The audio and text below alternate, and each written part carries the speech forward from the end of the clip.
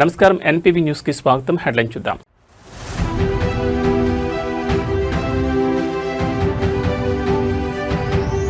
Finance commission నిధుల దుర్వినియోగం, జగన్ 5 ఏళ్ల విధ్వంసకర పాలనపై కూటమి ప్రభుత్వం సంచలన వ్యాఖ్యలు.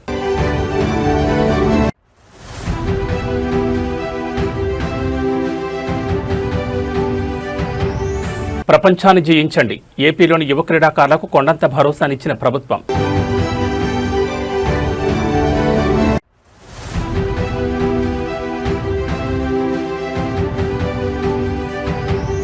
తుమ్మిడిహెట్టి బ్యారేజ్ ఎత్తు పెంపు, మహారాష్ట్రను ఒప్పించాలని కేంద్ర జలశక్తి మంత్రికి సీఎం రేవంత్ రెడ్డి విజ్ఞప్తి.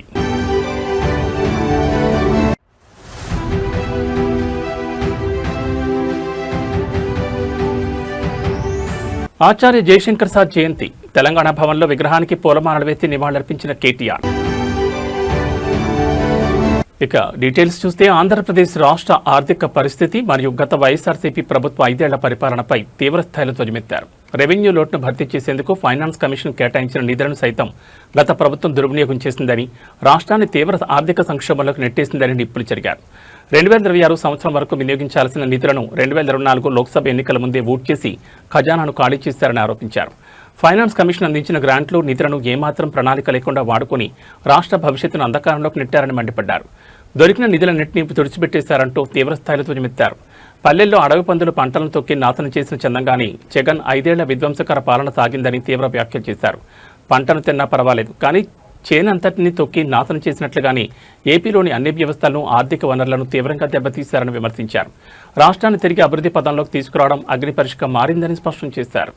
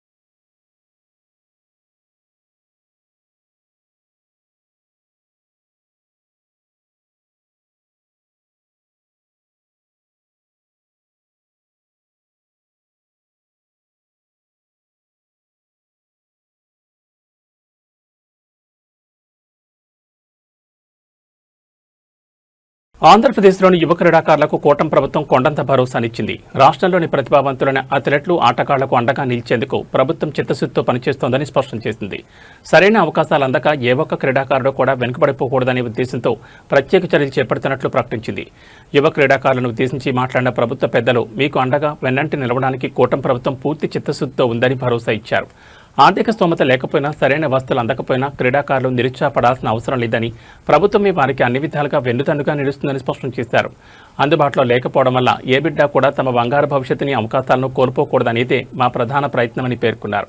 మీతో మేమున్నాం, ప్రపంచాన్ని జయించండి, మన ఆంధ్రప్రదేశ్ను, దేశాన్ని ప్రపంచ వేదికపై సగర్వంగా నిలబెట్టండి అంటూ యువ క్రీడాకారులు అపారమైన ఆత్మవిశ్వాసాన్ని నింపారు. ప్రభుత్వం అందిస్తున్న ఈ ప్రోత్సాహంపై రాష్ట్రంలోని క్రీడాకారులు, యువత హర్షం వ్యక్తం చేస్తున్నారు. As a state, we are committed to our young athletes who are here. We are here to support. Anytime, anything, our doors are always open to you. The SAP chairman, Ravi Naidu, though has come out of university politics, understands the importance of sports, understands the vision of my chief minister. So we are always there for you. We believe that no child should lose an opportunity because an opportunity was not available to you. So we are here.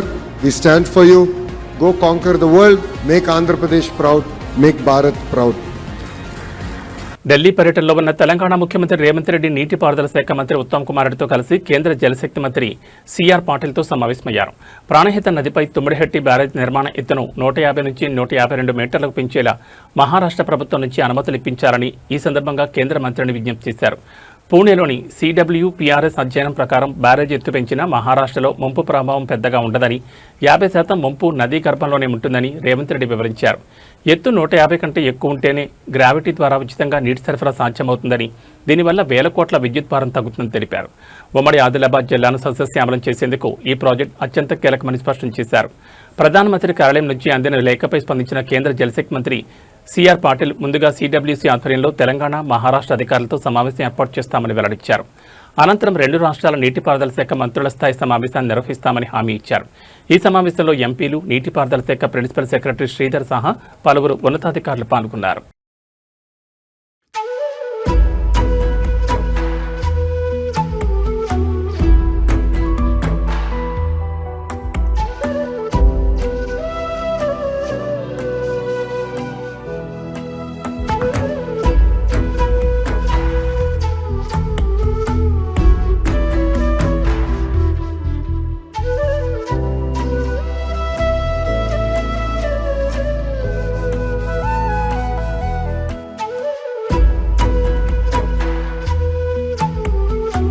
Telangana సిద్ధాంతకర్త Acharya professor Jayashankar sir జయంతి వేడుకలను BRS party ఘనంగా నిర్వహించింది. హైదరాబాద్లోని తెలంగాణ భవన్లో BRS working president KTR, party ముఖ్య నాయకులు మరియు ప్రజాప్రతినిధులతో కలిసి జయశంకర్ విగ్రహానికి పూలమాలలు వేసి ఘనంగా నివాళులర్పించారు. ఈ సందర్భంగా తెలంగాణ భవన్లో ప్రొఫెసర్ జయశంకర్ సార్ చేసిన సేవలను, ఆయన అందించిన భావజాలాన్ని బీఆర్ఎస్ శ్రేణులు స్మరించుకున్నాయి. కేటీఆర్ మాట్లాడుతూ ప్రత్యేక తెలంగాణ రాష్ట్ర సాధన ఉద్యమంలో జయశంకర్ సార్ పోషించిన పాత్ర అజరామమైందని కొనియాడారు. తెలంగాణ ప్రజలకు స్వరాష్ట్ర కాలం నెరవేరేలా ప్రతి ఒక్కరిలో ఉద్యమ స్ఫూర్తిని రగిలించిన మహనీయుడిని గుర్తు చేశారు. జయశంకర్ సార్ ఆశయాలకు అనుగుణంగా తెలంగాణ రాష్ట్రాన్ని ముందుకు తీసుకెళ్లడమే ఆయనకిచ్చే నిజమైన నివాళి అని బీఆర్ఎస్ నాయకులు పేర్కొన్నారు. రాష్ట్ర వ్యాప్తంగా బీఆర్ఎస్ శ్రేణులు జయశంకర్ సార్ జయంతిని పురస్కరించుకుని ఆయన చిత్రపటాలు, విగ్రహాలకు పూలమాలలు వేసి నివాళులర్పించాయి. ఈ కార్యక్రమంలో బీఆర్ఎస్ పార్టీ ప్రజాప్రతినిధులు, మాజీ మంత్రులు, సీనియర్ నాయకులు మరియు కార్యకర్తలు పెద్ద ఎత్తున పాల్గొన్నారు.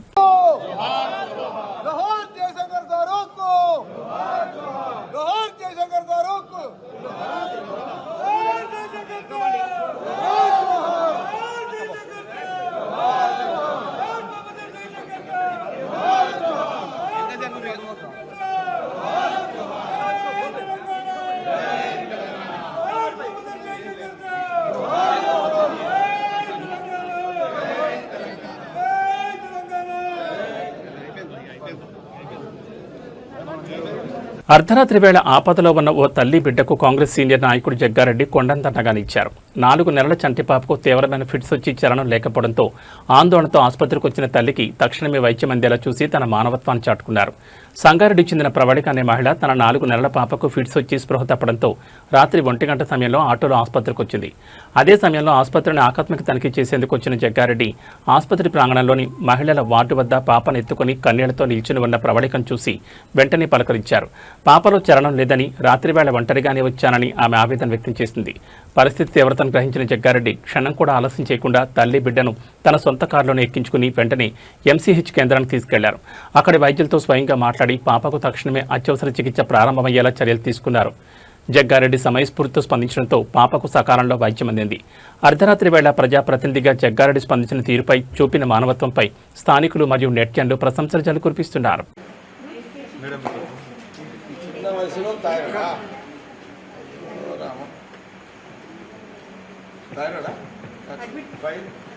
ఇప్పుడు వచ్చినావా ఉండేది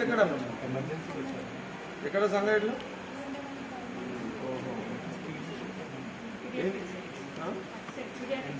ఇక్కడ కాదా మరి ఇక్కడ వచ్చింది అక్కడ అట్లా వీడికి ఎందుకు వచ్చినావు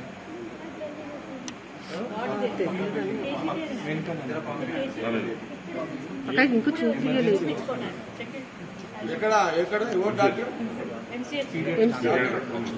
డాక్టర్ ఇక్కడ ఏడ మన మీ ఆడపిల్ల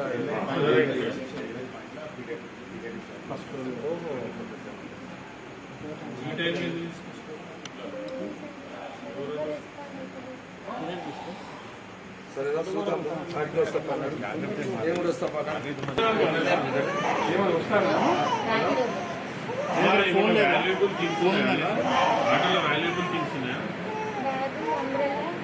తీసుకురా, ఏం కాదు, తీసుకురా. కింద లేడట అటు పోయి చూస్తాం పంపిస్తాం నంబర్ ఉంది కదా మన ఫోన్ నంబర్ ఉందా?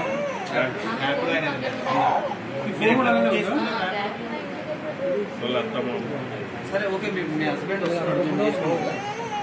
నంబర్ అందులో ఉందా? నేను ఆ ఫోన్ నంబర్ చేస్తాను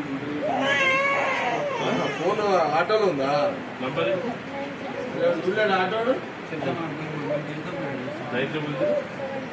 9007292 డబల్ అర్చన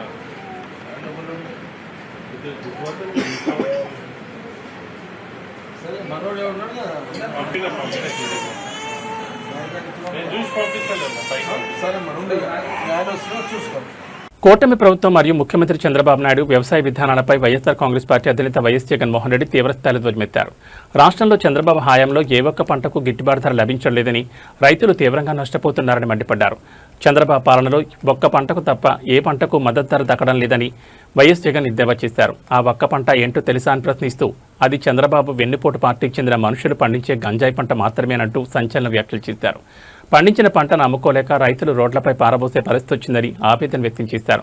బియ్యం తింటే క్యాన్సర్ వస్తుందంటూ అసత్య ప్రచారాలు చేస్తున్నారని, అందుకే వరి పంటకు గిట్టుబాటు ధర లేకుండా చంద్రబాబు కుట్ర చేస్తున్నారని వైఎస్ జగన్ ఆరోపించారు.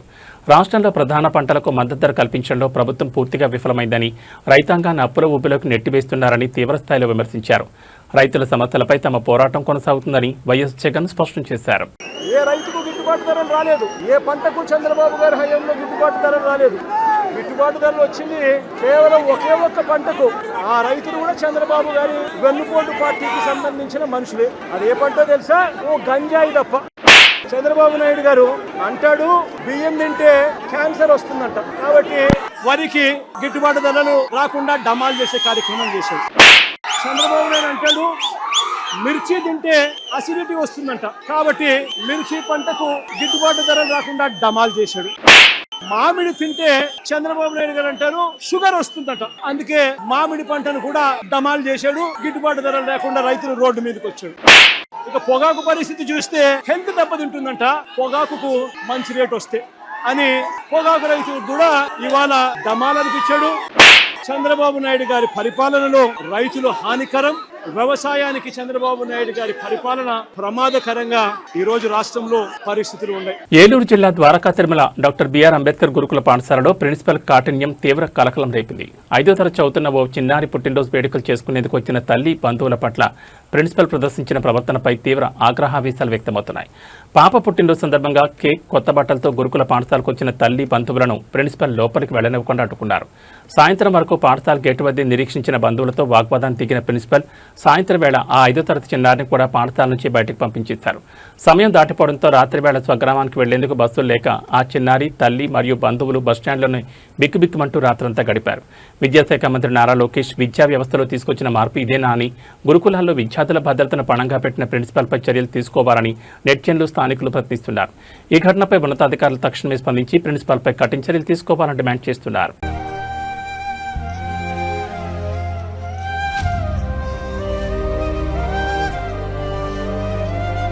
సమాజంలో మానవ సంబంధాలు ఎంతలా దిగజారిపోతున్నాయో తెలిపి ఒక హృదయ విదారకర సంఘటన ప్రస్తుతం సోషల్ మీడియాలో తీవ్రంగా వైరల్ అవుతోంది. పిల్లల భవిష్యత్ కోసం తమ జీవితమంతా దారపోసి రెక్కలు ముక్కలు చేసుకున్న ఒక తండ్రికి చివరికి వృద్ధాశ్రమే దిక్కైంది. చనిపోయిన తర్వాత కూడా ఆ తండ్రికి కనీస అంతిమ వీడ్కోలు చెప్పడానికి కన్న కూతురు రాలేకపోయిన వైనం అందరినీ కలిచివేస్తోంది. సమాజంలో మానవ సంబంధాలు ఎంతలా దిగజారిపోతున్నాయో తెలిపే ఒక హృదయ విదారకర సంఘటన ఇది.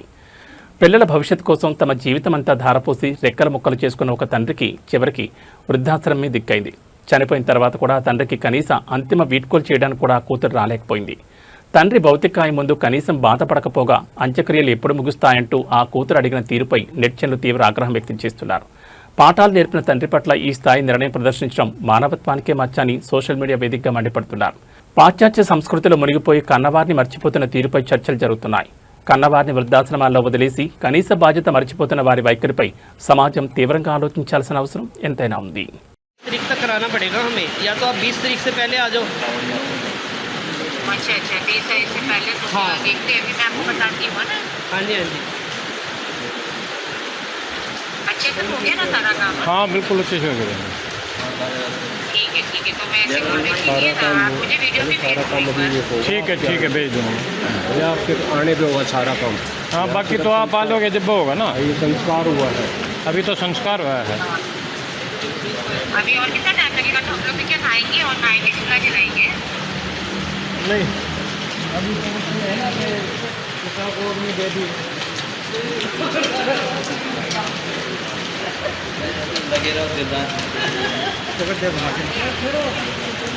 चल रही है, नहीं चल रही है।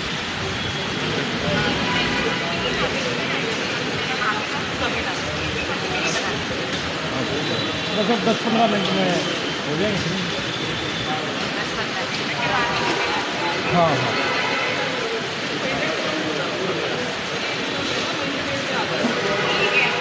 రాజస్థాన్లోని చూరు డీబీ ప్రభుత్వ ఆసుపత్రిలో ఒక భయంకరమైన ఘటన వెలుగు చూసింది. ఆసుపత్రికి వచ్చిన ఓ మహిళపై ఉన్నట్టుండి పైకప్పు ప్లాస్టర్ కూలిపడింది. ఈ దృశ్యాలన్నీ సీసీటీవీ కెమెరాలో రికార్డ్ అయి నెట్టింట తీవ్ర కలకలం రేపుతున్నాయి. అయితే ఈ వీడియో చూసిన తర్వాత ప్రభుత్వ భవనాల నిర్వహణపై ప్రజల నుంచి సంచలన ప్రశ్నలు వ్యక్తమవుతున్నాయి. అసెంబ్లీలో ఎమ్మెల్యేలపై, మంత్రి కార్యాలయాల్లో అధికారులపై లేదా వీఐపీలు కూర్చునే ప్రభుత్వ భవనాల్లో ఎప్పుడైనా పైకప్పు కూలిన ఘటనలు చూశామా అంటే లేదు అనే సమాధానం వస్తోంది. కానీ సామాన్య ప్రజలు వెళ్లే ప్రభుత్వ ఆసుపత్రులు, బడుల్లో మాత్రం తరచూ సీలింగ్ ఓడిపడడం, గోడలు కూలడం నిత్యకృత్యంగా మారింది. చూరు ఆసుపత్రిలో గత నెలలోనే నిరసనలు తెలిపినా అధికారుల తీరు మార్చుకోలేదు. గతంలోనే కాంట్రాక్టర్కు నోటీసులు ఇచ్చామని, బిల్లుల్లో కోత పెడతామని అధికారులు చెప్పినప్పటికీ ఈరోజు మళ్లీ అదే ఆసుపత్రిలో సీలింగ్ కూలిపోయింది. అధికారంలో ఉన్న నాయకులు భద్రమైన భవనాల్లో కూర్చుంటారు, కానీ ఆ భవనాలకు కూడా పన్నులు కట్టేది ఈ సామాన్య ప్రజలే. మరి ఆసుపత్రికి వచ్చిన పేద ప్రజలు తమ ఆరోగ్యం కన్నా నెత్తిపై సీలింగ్ పడుతుందేమోనన్న భయంతో ఎందుకు బతకాలి? ప్రభుత్వ భవనాల నిర్మాణాల్లో నాణ్యతా ప్రమాణాలు లోపంపై అధికారుల నిర్లక్ష్యంపై కఠిన చర్యలు తీసుకోవాలని జనం డిమాండ్ చేస్తున్నారు.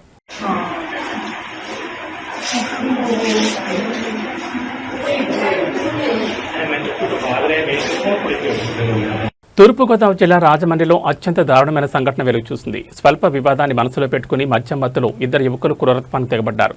జీఎస్ఎల్ మెడికల్ కాలేజీలో చదువుతున్న విద్యార్థినిపై అతివేగంగా కారు నడిపి తలపై నుంచి తోలుకెళ్లడంతో సదరు మెడికో తీవ్రంగా గాయపడి మృత్యుతో పోరాడుతోంది.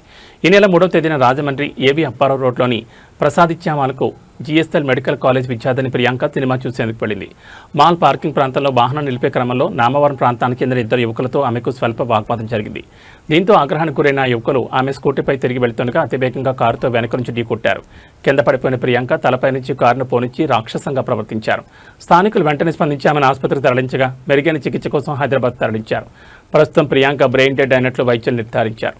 మద్యం మత్తులోనే నిందితులు ఈ ఘాతకానికి పాల్పడినట్లు గుర్తించిన ప్రకాష్ నగర్ పోలీసులు కేసు నమోదు చేసి ఆ ఇద్దరు యువకులను అదుపులోకి తీసుకున్నారు. మద్యం మత్తులో ఉన్మాదుల్లా ప్రవర్తించిన ఆ నిందితులను కఠినంగా శిక్షించాలని బాధితురాలి కుటుంబ సభ్యులు, తోటి విద్యార్థులు డిమాండ్ చేస్తున్నారు.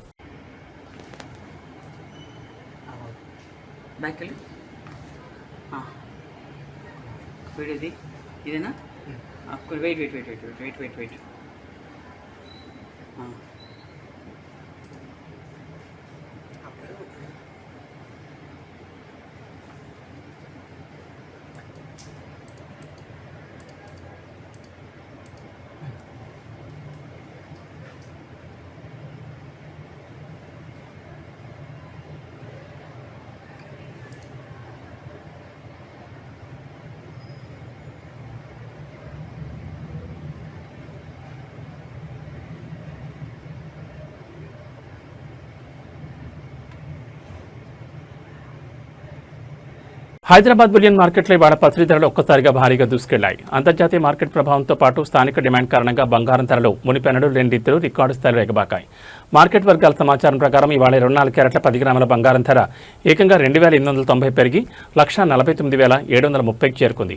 అంటే దాదాపు 1,00,000 మార్క్ సమీపంలోకి పసిడి రేటు దూసుకెళ్లింది. ఇక ఆభరణాల తయారీకి ఎక్కువగా ఉపయోగించే 22 క్యారెట్ల 10 గ్రాముల పసిడి ధర 2,650 ఎగబాకి 1,37,250 వద్ద పలుకుతోంది. తెలుగు రాష్ట్రాల్లోని ప్రధాన నగరాల్లో ప్రాంతాన్ని బట్టి ఈ ధరల్లో స్వల్ప తేడాలుండే అవకాశం ఉంది. బంగారంతో పాటు వెండి కూడా మార్కెట్లో గరిష్ట స్థాయిలోనే కొనసాగుతోంది. ప్రస్తుతం మార్కెట్లో కేజీ వెండి ధర 2,40,000గా నమోదు కావడం గమనార్హం.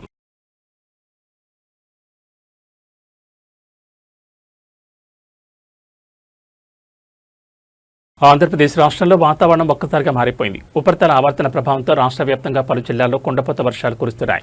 పలు ప్రాంతాల్లో ఇప్పటికే భారీ వర్షం నమోదు కాగా మరికొన్ని జిల్లాలకు విపత్తు నిర్వహణ సంస్థ వర్ష సూచనతో పాటు పిడుగుల హెచ్చరికలు జారీ చేసింది. ఉపరితల ఆవర్తనం కారణంగా ఎన్టీఆర్ జిల్లా మైలవరం, కంచికిచర్ల మండలాల్లో వర్షం దంచుకొట్టింది. బాపట్ల జిల్లా చెరుకుపల్లి, పశ్చిమ గోదావరి జిల్లా పెనుమంట్ర పరిసర ప్రాంతాల్లో కూడా భారీ వర్షం కురవడంతో రోడ్లన్నీ జలమయమయ్యాయి. వాగులు, వంకలు ఉప్పొంగి ప్రవహిస్తుండటంతో వాహనదారులు, స్థానిక ప్రజలు రాకపోకలకు తీవ్ర అవస్థలు పడుతున్నారు. ఇవాళ శ్రీకాకుళం, పోలవరం, డాక్టర్ బిఆర్ అంబేద్కర్ కోనసీమ, తూర్పుగోదావరి, పశ్చిమ గోదావరి, పొట్టి శ్రీరాములు, నెల్లూరు, తిరుపతి జిల్లాల్లో పిడుగులతో కూడిన తేలికపాటి నుంచి ఓ మోస్తరు వర్షాలు కురిసే అవకాశం ఉందని ఏపీఎస్డీఎంఏ వెల్లడించింది. ఉరుములు, మెరుపులతో పాటు పిడుగులు పడే ప్రమాదం ఉన్నందున వర్షం పడే సమయంలో పొలాల్లో ఉండే రైతులు, కూలీలు చెట్ల కింద ఉండకుండా సురక్షిత ప్రాంతాలకు వెళ్లాలని అధికారులు సూచిస్తున్నారు. మరో 2 రోజుల పాటు వర్షాలు కొనసాగే అవకాశం ఉన్నందున ప్రజలందరూ అప్రమత్తంగా ఉండాలని వాతావరణ శాఖ స్పష్టం చేస్తోంది.